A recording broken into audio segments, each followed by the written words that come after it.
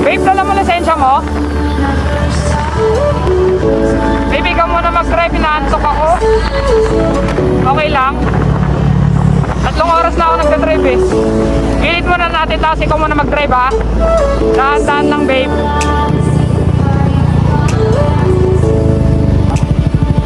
Naantok ako guys.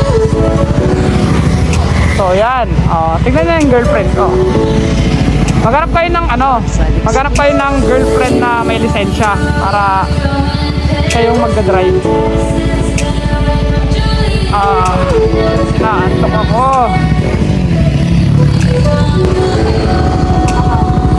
Sige babe. Naantok ako guys. Naantok ako, grabe. 3 oras na ako nagda-drive. Dahan-dahan lang. Grabe ka naman.